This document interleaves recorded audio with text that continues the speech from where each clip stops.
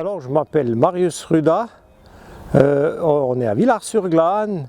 J'exploite avec mon neveu une ferme en location de en tout à peu près 95 hectares avec bétail et culture.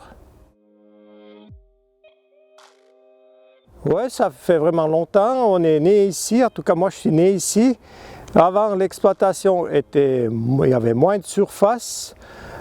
C'était mon père et l'oncle qui ont loué en 1951. À l'époque, il y avait 42 hectares. C'était déjà assez vaste pour l'époque. Et pour le moment, on est toujours là.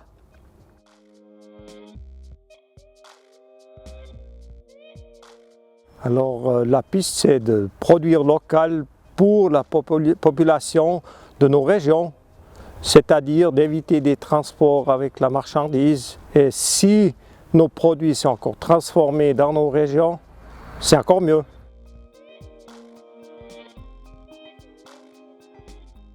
Pour le moment, on n'a pas encore, mais je pense qu'il faudrait réfléchir à ça. Et à mon avis, c'est à la recherche agricole de trouver des cultures qui seront plus aptes à ces saisons de canicule qu'on a vécues ces dernières années déjà.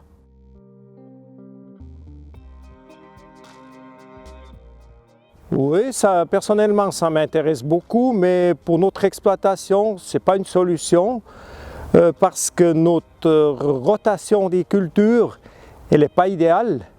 Et surtout, on a souvent des problèmes avec les mauvaises herbes. Et la quinoa, elle est très sensible quand il y a beaucoup de mauvaises herbes. Alors pour le moment, ce n'est vraiment pas une solution, mais je trouve que c'est vraiment une culture qu'il faut exploiter. Ça c'est peut-être un avenir.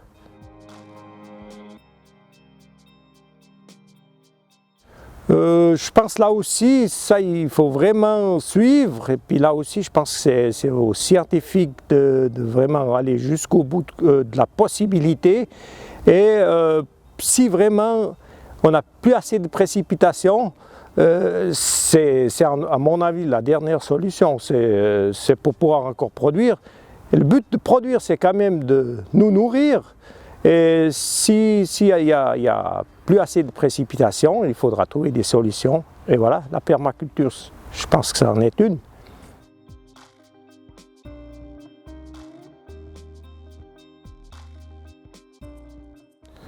Alors ça, je ne peux pas vous dire.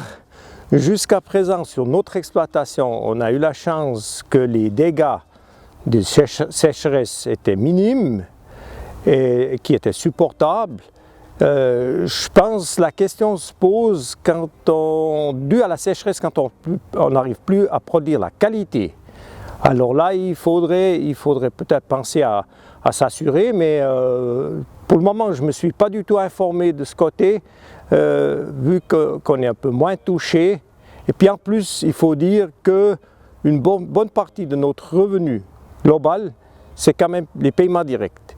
Et si ce cadre reste, je pense qu'on arrive encore à tourner quelques années. Mais il y a le besoin du consommateur qui achète nos produits de qualité et bien sûr le soutien de notre gouvernement.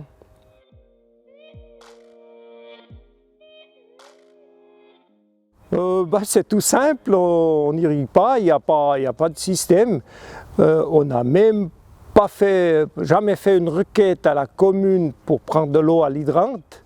Et vu qu'on n'a pas vraiment de culture spéciale qui demande beaucoup d'eau dans la saison, on n'a jamais pensé à ça.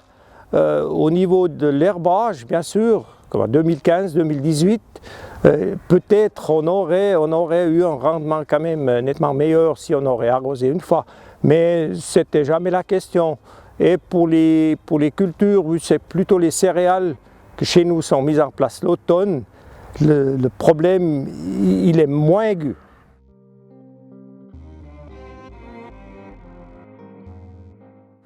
Non, le conflit pas, mais on est quand même concerné vu qu'il y a une source, là, un bassin qui coule derrière la ferme. Et en 2018, pendant 6 mois, il n'y avait plus d'eau. Alors on n'est pas concerné vu qu'on a toujours l'eau du réseau. mais on voit quand même que nos sources, que ça diminue. Et voilà, ça préoccupe quand même un peu, parce que avoir de l'eau, c'est quand même avoir la vie, hein, c'est un peu ça.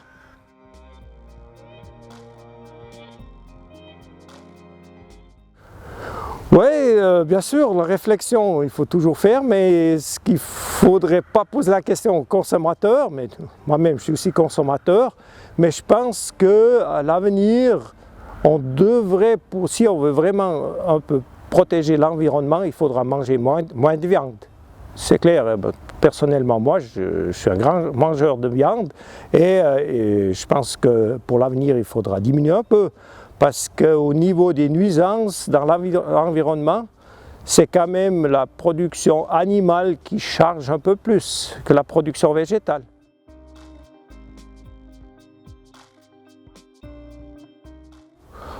Ce que j'aimerais envie de dire aux consommateurs, qu'avant de faire ses courses, qui réfléchissent un peu, qu'est-ce que j'ai besoin?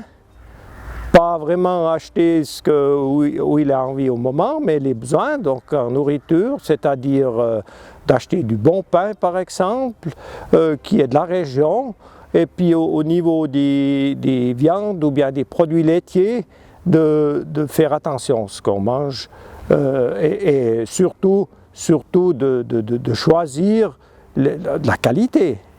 C'est un peu ça. Et puis par rapport aux produits importés, en soi, ce n'est pas négatif, hein, c'est que pour compléter le menu, une importation, ou bien de consommer des produits importés, c'est toujours raisonné, à condition qu'on regarde aussi la production du côté environnemental, mais aussi du côté social.